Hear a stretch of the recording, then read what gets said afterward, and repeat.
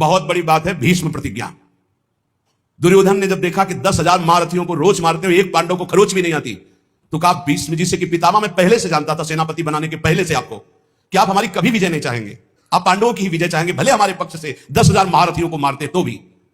उनका ऐसा नहीं, मैं कोई पक्षपात नहीं कर रहा हूं, वो श्री कृष्ण द्वारा सुरक्षित है। बोले तो आपकी प्रतिज्ञा को कोई टाल सके ऐसा नहीं, आप हमारे सामने प्रण लीजिए कि पांडवों का वध करेंगे।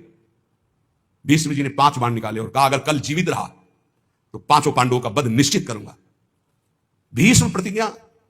भीष्म जी अपने वचन के पालन के लिए अपने गुरुदेव परशुराम से युद्ध कर दिए, औरों की तो बात जाने दो। अब बड़े आनंद में जय जयकार करता हुआ दुर्योधन निकला भीष्म के शिविर से कि कल पांडव प्रातःकालीन युद्ध क्षेत्र में भीष्म जी ने प्रतिज्ञा की मारे जाएंगे। उसको पता था भीष्म जी का बल और उनकी प्रतिज्ञा, पर यह नहीं पता था भीष्म जिस बल से बलवान हो महाबल श्री कृष्ण है, और श्री कृष्ण पांडवों के पक्ष में। गुप्तचर लगे रहते थे।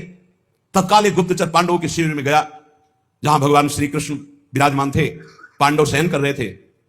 भगवान से कहा कि प्रभु भीष्म जी ने प्रतिज्ञा कर ली है, कल प्रातःकालीन 5 बाण निकाले, 5 पांडव मारे जाएंगे। खड़े हो गए भगवान, क्योंकि भीष्म महाभागवत और महावीर, परम पवित्र वचन वाले, परम पवित्र आचरण वाले, परम पवित्र चिंतन वाले महात्मा हैं। भगवान खड़े हो गए, टहलने लगे, विचार किया कि क्या किया जाए। द्रौपदी के शिविर में गए। द्रौपदी ने कहा प्रभु, बोले हाँ हमें भी सूचना मिल चुकी, आपको बताने की जरूरत नहीं, जल्दी तैयारी कर, मुझे दासी के वस्त्र दे, एक बार मैं पांडव से फिर मिलकर आता हूं। वहां गए, पांडव जगह बैठे थे, तो उन्होंने कहा कि तुम्हें पता चला? बोले हाँ प्रभु पता चला। शांति से कैसे बैठे हो? बोले आप अशांत हो इसलिए मैं शांत हूं। आप अशांत, जिसकी आप रक्षा करने के लिए अशांत हो चुके हो, चंचल हो चुके हो, अब मुझे क्या परवाह है? अरे बोले तुम तो बातें बनाते हो। भगवान ने दासी वस्त्र धारण किए, द्रौपदी के दासी के वस्त्र धारण, नटवर नागर है, लीला बिहारी। और द्रौपदी से कहा आगे आगे चलो, मैं पीछे पीछे चल रही हूं तुम्हारे।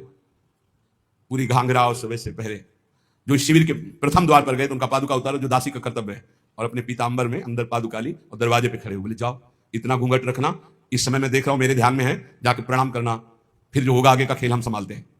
वो गए, पितामह के चरणों में प्रणाम किया, घूंघट, तो सोचा अभी दुर्योधन गया प्रण करवा के उसी की बधू आई होगी, उनका सौभाग्यवती भाव। द्रौपदी जी ने घूंघट हटाया और कहा ये सत्य माने जो अभी आपने कहा सौभाग्यवती भाव, या थोड़ी देर पहले आपने 5 बाण निकाले हमारे पतियों की वध करने के लिए, हत्या करने के लिए, वो माने? भीष्म जी का माला छूट गया, संध्या के समय भजन कर रहे थे। बोले ऐसा तो फंसाने वाला केवल वही है, दूसरा तो फंसा ही नहीं सकता। अभी अभी थोड़ी देर में ही इतना बड़ा फंसाव कर देना, कहां है वो? कुछ नहीं बोली द्रौपदी जी। खड़े हुए भीष्म जी, दृष्टि डाली तो दरवाजे पे दासी वेश में जगत गुरु सांवरे सरकार खड़े। नजदीक गए, पकड़ा ऐसे, बोले ऐसे तुम हमारे प्रण को तोड़ना चाहते हो? देखा जूतियां द्रौपदी की गिर पड़ी। भीष्म जी के आंसू आ गए। कहा शिवविरंच जिसके चरण रखने की चौकी को नमस्कार करते हैं, वो अपने भक्त की पादुका लिए खड़े। प्रभु जब आप इनके सौभाग्य की रक्षा का तो काल की भी ताकत नहीं। द्रौपदी से कहा बेटी वास्तविक तो सौभाग्यवती है जिसके रक्षक श्री कृष्ण। फिर भाव बदला और कहा हे कृष्ण, यदि आपने मेरा प्रण तोड़ा तो कल युद्ध में आपका प्रण न तोड़ दूं तो गंगा पुत्र शांतनंदन भीष्म नहीं कहूं। जो भगवान बोले कि अपने भक्त के लिए एक प्रण की क्या बात, सैकड़ों बार झूठा कहूं तो भी मुझे कोई फर्क नहीं पड़ता। सच्चिदानंद भगवान कह रहे हैं अपने भक्त के लिए मुझे 100 बार यदि झूठा कहलाना पड़े तो मैं 100 बार झूठा कहला, एक प्रण तोड़ने की बात क्या है? जाको राखो सांवरो ताहि न नाखे कोई, जिसकी रक्षा सांवरे सरकार करते हैं उसका कौन बाल बाका कर सकता है?